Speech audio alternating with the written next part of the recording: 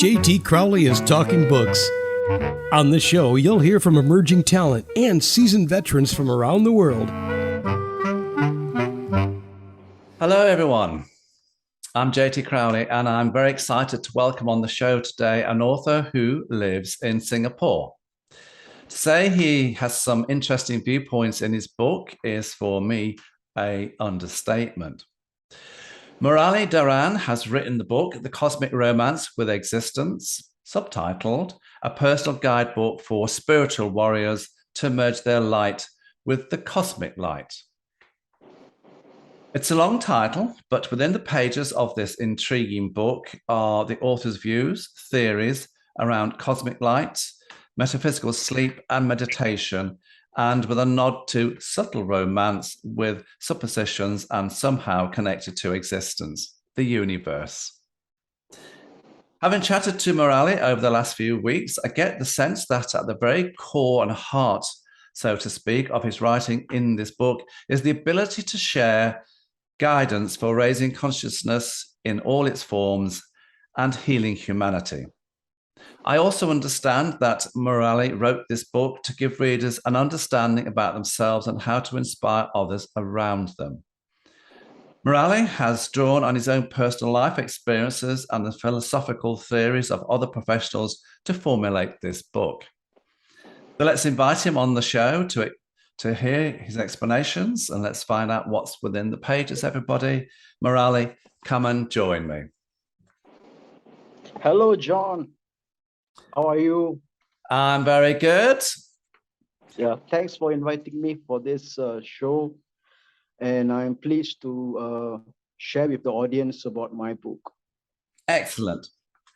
Murali, I want to start by analysing the title of the book. And for us to do that, I think we have to examine a couple of things here. Firstly, the wording, cosmic, which having looked at your book, you're referencing to cosmic light. And when I look up the definition of cosmic light, I'm led to believe it's about the contribution to the brightness of the night sky from all unresolved extragalactic sources. Secondly, you reference existence as the universe, which you seem to think holds the general powers of creation, manifestation, and dissolution. So my question is, how do you marry up cosmic existence linked with romance? Because for me, this is the opening gambit of your title. And a title for authors is very important as a due clue as to what is in the book. So how did the title, cosmic existence, romance, how does this all connect up? Okay, let me explain. Okay, the cosmic romance. Okay, when I say cosmic, I'm referring to the astral dimension. That means it's beyond the physical dimension. Okay, so I'm saying about the cosmic, I'm also referring to the higher powers, the universe, divine powers. Okay, although we can also say as God. So when I say the cosmic, when I put it as cosmic, I'm referring to an astral dimension. That means something that is unseen, something that is unknown, but it is influencing our daily lives. And when I say cosmic romance, I'm talking about building an intimate relationship with higher powers. That is the meaning of the cosmic romance, building an intimate relationship. So by building an intimate relationship with higher powers, we are able to overcome our life suffering and pain and transcend to higher consciousness, awakening, connect to our higher self. And with existence, okay, this word existence is I'm referring to the universe, and I'm also referring to God.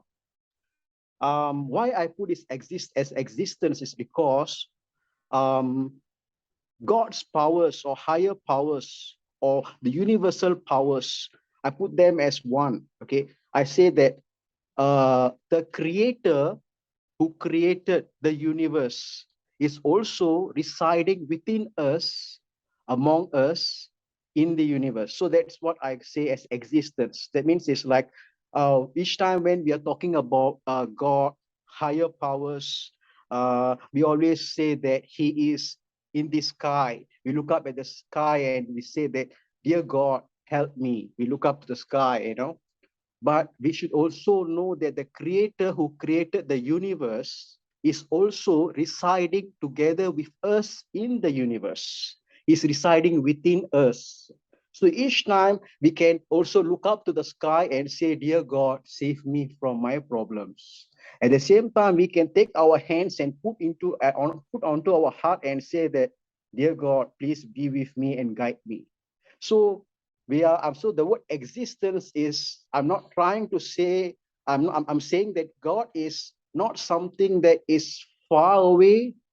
He is among us, within us, and He's also influencing our daily lives. So if we are able to build an intimate relationship with higher powers, universal powers, God. Okay, it's a different ways. Some people define it in different ways. Some people call God as the universe. So it's how we see it. But end of the day, it's about we are assuring ourselves that if we want to move away from our life challenges, overcome our life challenges, our life suffering, and then have a sense of awakening, have a higher sense of self-awareness, and connecting out to our higher self, enlightenment. We should build an intimate relationship with the higher power. So the cosmic romance of existence is, if I put it in another way, I would say that building an intimate relationship with higher powers. So that is Wow. the meaning of the title. Yeah. I got that understanding, but I just wanted you, Murali, to tell the listeners and the viewers. That's what I wanted to do. Now, in your preface, then the preface of your book, you start off by saying the inspiration behind this book was after you received an intuitive call to contribute to humanity and existence, involving daily meditation practices. Would you like to embellish a little more here, open up, Murali, as to the listeners and the viewers, to get the immediate understanding behind the concept of what you and this book are all about? Because for me, it's about based on you and your meditation, and you've drawn on your own personal aspects of your own life. I'm right, aren't I? Okay, let me explain, John. Okay, I'll break to make it simple. I'll break these parts into three categories. Okay, one's intellect, the other part is instincts, and the third one is intuition. Okay, when I talk about the intellect, I'm talking about the mind. So mind is where we hold our knowledge. Like for example, we complete our degree, we did a course, we have this knowledge in us. And the other part is our instincts. Instincts is sometimes when we are in a danger, our body tends to react without even be realizing it. Okay, we touch a hot water, a kettle of hot water, and immediately we take our hands away. Our instincts tells, hey, this is danger, don't go near there. So there's another part which is also, I would call it the intuition, intellect, instincts, and intuition. So intuition is actually, I would say that it is the bridge between us and the divine. So each time there will be a message coming into us. Like if I'm talking to John or John is talking to me, and the messages pass through our intellect. We transmit messages through our intellect, our mind. And if intuition is something, it's beyond the mind and beyond the physical body. So it's a dimension where we enter into a state of space. That space is where we get our intuition. So how I got interest to write this book is through my intellect, intuition, and my instincts, because I'm trained in social work and counseling. So I work with humans, I provide helping services, and also I practice lots of yoga, and I also practice martial arts. So it's also contributed to my spiritual development. On top of that, meditation, I was able to go deeper into this state called Satori. Satori is moments of mini enlightenments, whereby there from one thought, okay, when during meditation, right, we become aware of our thoughts. So from one thought to the next thought, there's a gap, there's a space. Ah, I'm going to In come on that to space, that.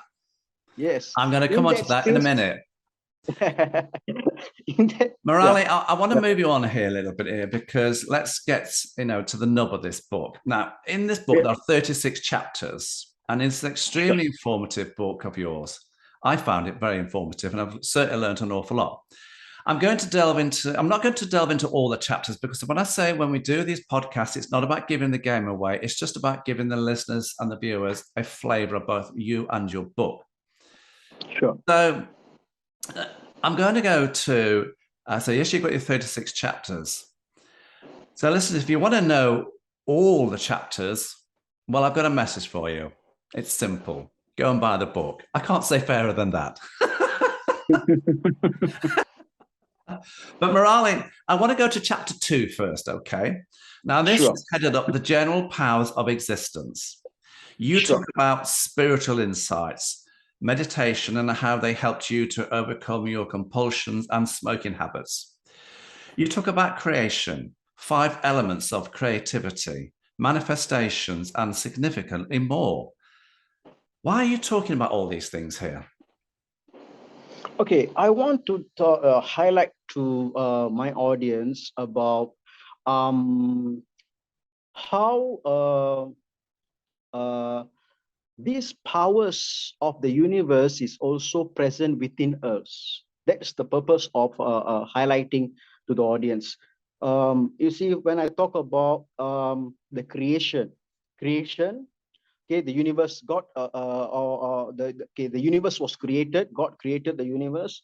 And then we can also say that manifestation is nowadays is coming, it's very, it's a trend whereby we send messages to the universe, to get things for look out for things that we like. We call this the law of attraction. Whereas you have heard about this, the law of attraction. Okay, we do some meditation for 5 minutes, watch our breath, and then we send a message to the universe to ask for a wish. But and then we are strongly encouraged to send positive messages. So why is the reason behind sending positive messages? Why shouldn't we send negative messages? These are some areas that actually are highlighted in the book. So I want to explain about creation. Creation is the creative powers, manifestation powers, dissolution. These 3 are the key works of the universe. So that nature is also present in us. Okay, for example, we have our sense of creativity in We us, do. and yes, We do, and the other yeah. part is yes, manifestation is whereby we work, we have the power to wish for something and work towards it. For example, if we want to lose our weight, okay, we have set our goals, and then we work through it, we do our practice daily, exercise, manage our diet, and we are able to achieve our desired physique. And this solution is about letting go. It's about destroying the negative qualities within us I so that get we that. raise our higher consciousness. Yeah, I So understand that. yes, so that's what I'm just explaining the gist of it. I've explained a little bit more detailed in my book. Yeah, so that's the reason why I bring in the creative. I highlighted about the creative powers, manifestation, and dissolution. And about meditation, why I spoke about smoking and drinking. Okay, it's not only about smoking and drinking. Meditation helps to overcome any kind of compulsive behaviors without we putting in much of effort. Sometimes we put too much strain in ourselves. Okay, today I'm going to stop with two drinks, two glasses of Okay. wine. So after we went to the party, we have two glasses of wine, and then we go back home, we're lying on our bed, we are thinking, oh my God, man, I should have taken a bit more. I can't sleep. I should have drink more, but my girlfriend was there in the party. She stopped me from drinking. So we start to think about all this stuff. But the desire is still there, disturbing us somehow. And then we are always, we stop our drinks, but then we are thinking about it all the time. So what does meditation do? Meditation helps to bring in awareness in our actions. So when why are we craving for more wine? The more wine, okay, suppose we drink 2 glasses of wine, but we want to drink more and more and more. The reason is because we are doing it unconsciously. But if we are going to bring in some awareness into our actions, we will and we are going to sip every drop of it mindfully. We are going to be more aware. So I'm going to say, I'm saying this: meditation helps us to overcome compulsive behaviors without putting too much strain onto ourselves. Okay, I'm going to come to meditation right towards the very end because you've got some very significant chapters there, Murali.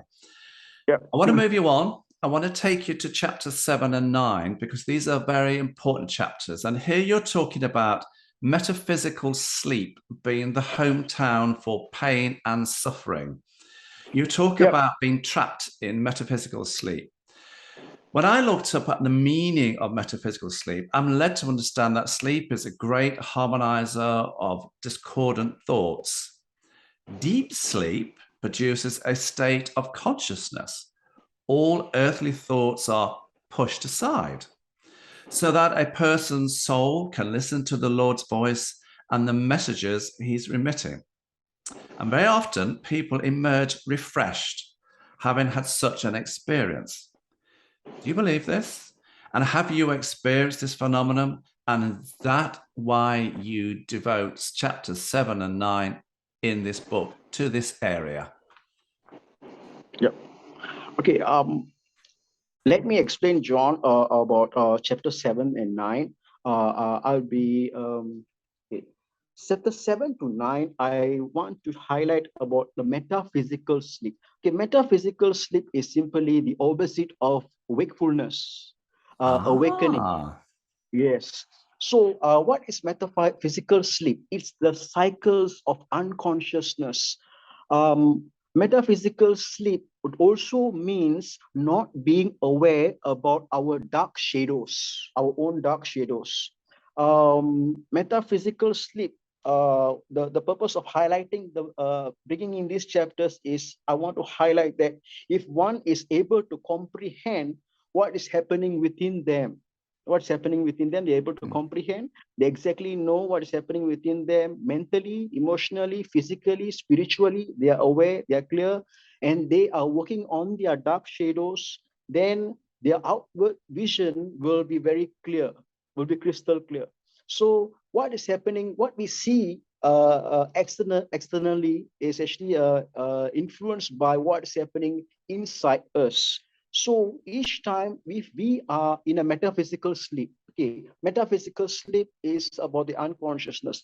Because of metaphysical sleep, we function daily with routines, with habits. I know routines are good, habits are good in a certain in a certain angle, but if it's continuously going in a way that is going to cause harm to ourselves and harm to others, that is when the problem arises. So metaphysical sleep, in this chapter, metaphysical sleep, I'm highlighting to the person about the cycles of unconsciousness. You see, it's the opposite of wakefulness.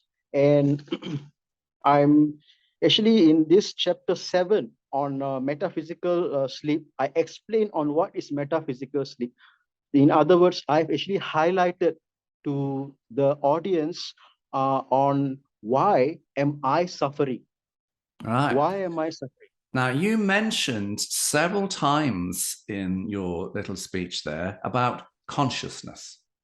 Now, this is very important in this book, everybody, because chapter 18 is headed up as seeds of consciousness. And when you look at this chapter, everybody, it's the introduction to the next 8 chapters. So you say, so seeds of consciousness, because this is a significant chapter, let's talk about it. You say there are many seeds of higher consciousness, but you only touch on 8 in the book. This chapter is a very short one, but it's very significant. Why are you introducing consciousness here? You've touched on it, but there's a link between consciousness, meditation, throughout the whole of your book here. Seeds of consciousness. Seeds of consciousness. Firstly, consciousness. Before I go into that, I will say consciousness is actually the light that is within us. Okay. In spirituality, there are 2 lights. One, the consciousness is the light within us, and there's another light which is a higher light.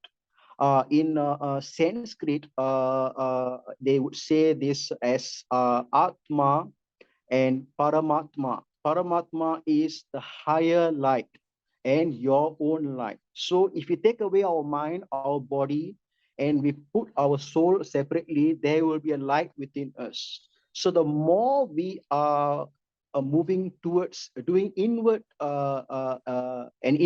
engineering kind of work, like we go inside deep into ourselves and we self-inquire, self-assess, we tend to get closer to our light and begin the higher, we realize our light within us. That light is consciousness. So consciousness is also means like, okay, if we want to cultivate, okay, we want to realize that light. Okay, the purpose of this book is to help a person realize that light. So if we want to realize that light, there are 2 ways. One, we can daily do our meditation on top of our gratitude, prayers and stuff. So the second part is to cultivate these dynamic and powerful qualities. So these dynamic and powerful qualities are the seeds of consciousness. So if we are practicing this, bringing these qualities into our daily life, we are able to get closer to our life. Okay, what are they? What are they? Simple: gratitude, faith. Let's go into these seeds of consciousness that you talk about in your book. So this is really covering off the next 8 chapters. Now, I'm not going to go in each one. I'm going to pick a few here, but let's talk about them. So you've got the seeds of consciousness. You draw attention to our compassion, faith, forgiveness, letting go, gratitude, love, acceptance and trust, and sensitivity, which you cover off in chapters 19 to 26 inclusively. Just to give the listeners, viewers, an inkling to the area of the book, can we look at faith? Can we have a look at forgiveness and acceptance and trust? Would you be kind enough to explain and talk about those 3 consciousness, seeds of conscious, just to give the listeners a flavor of what you are about in consciousness? Okay, let me start with faith. Yeah. Okay, faith, it's about having complete trust on the higher powers. So in this chapter, I guided my readers on how some unpleasant emotions in us hinder our faith. So, and I subtly guided them on how they can be aware about these unpleasant emotions, deal with it, and strengthen their faith. So, the stronger their faith is, their mind will be more. They will develop more clarity, more inner strength, and also faith helps them to overcome obstacles in their life journey. So yeah, I've highlighted more in detail about that in that book. And forgiveness and acceptance. Okay, forgiveness. In forgiveness, because we always come across this. Forgive. Why I brought this word, this seed of forgiveness. It's a very important It is. seed.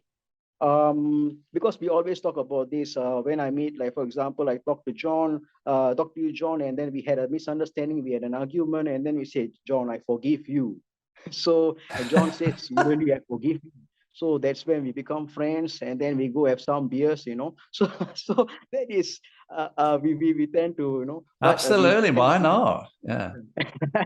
So, but why I'm highlighting about forgiveness is the most important thing is about uh it's not about John forgiving me or I'm forgiving John. Of course, that is useful and it's a helps in our healing and stuff. But if we are looking into finding our inner light, going deeper into knowing about ourselves, raising our higher consciousness, connecting to our higher self, then the first thing we have to practice is self-forgiveness. Every day look at the mistakes that you make and you do reflections, and then what you do is you do some self-forgiveness, because most of us are suffering from guilt, regret, worries, anxiety, a lot of mental and emotional issues that is actually hindering. Even sometimes we sit down to meditate, we close our eyes, and then we are trying to clear these thoughts, but lots of thoughts come. But each time we clear one, another thought come in. We clear one thought, another thought come in. So self-forgiveness, I've highlighted in the book how important is self-forgiveness, and how we could practice that to actually raise our consciousness Ah, and connect to our higher self. Yeah, brilliant.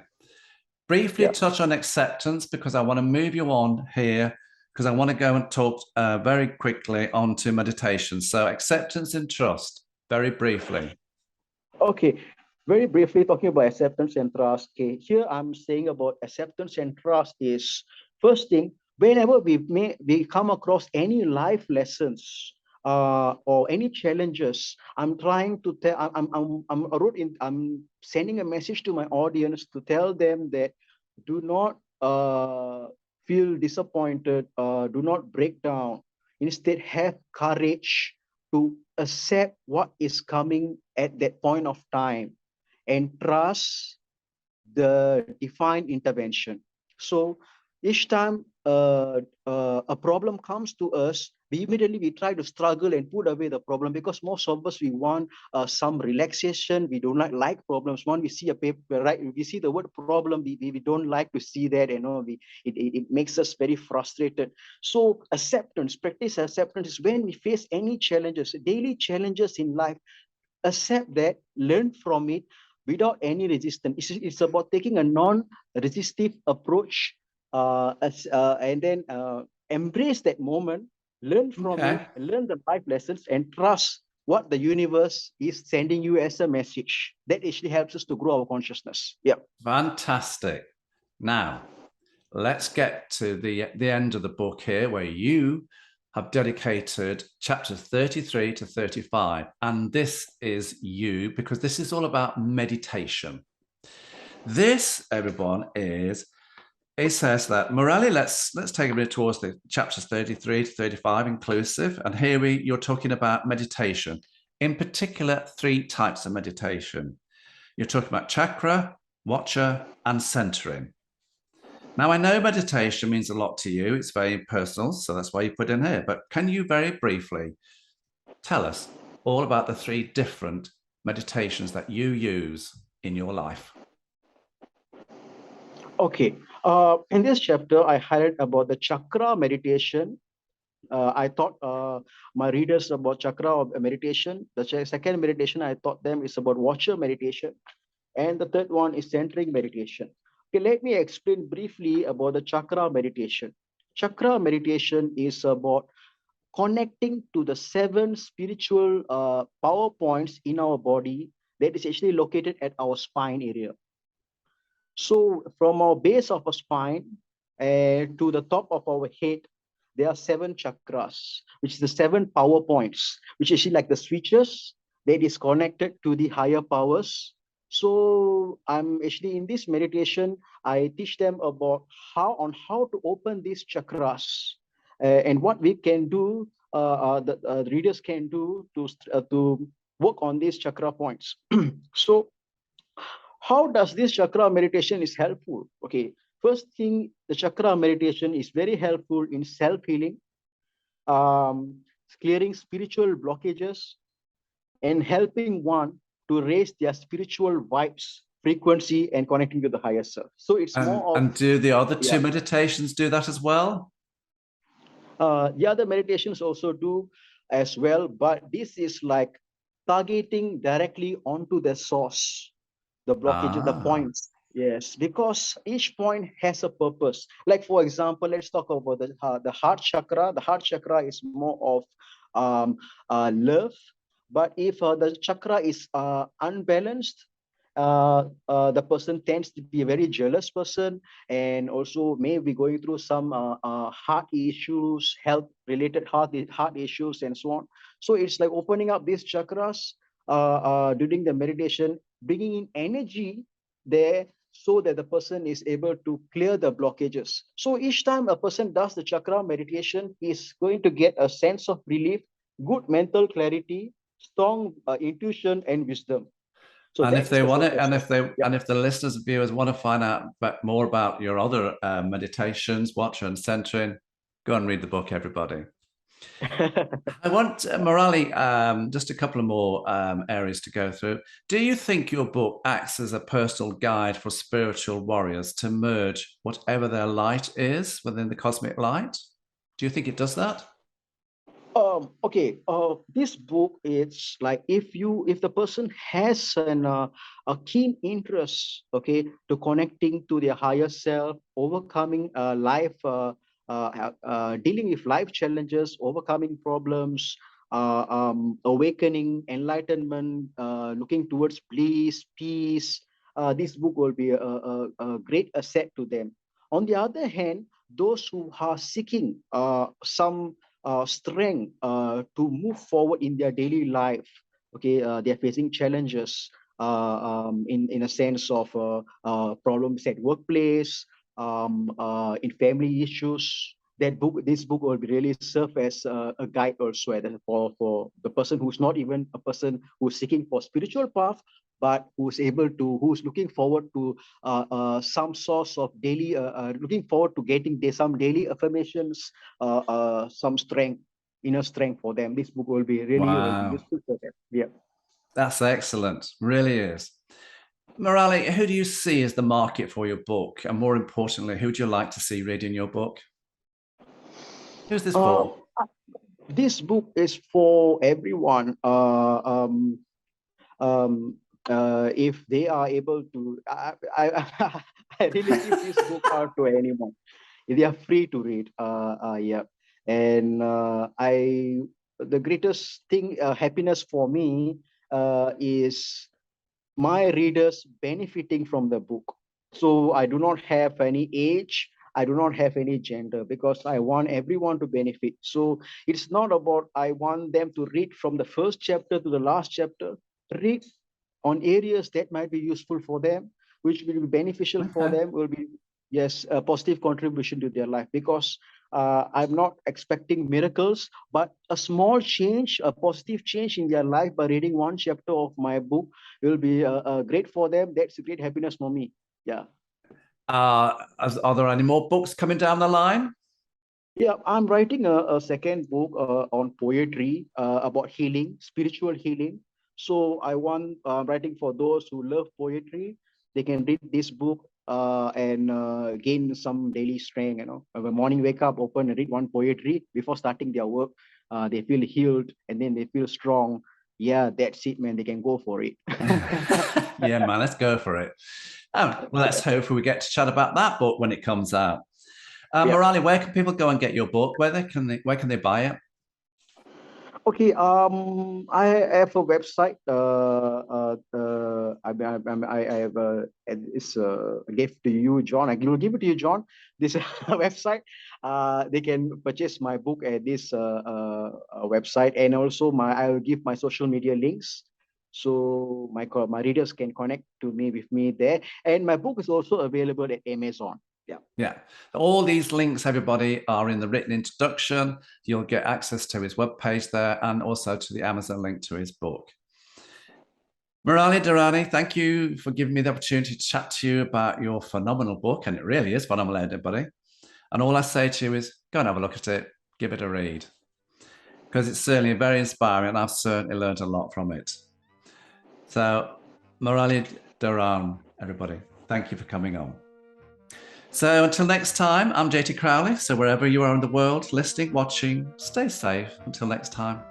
And thank you for listening. Thank you, John. Oh, you're welcome.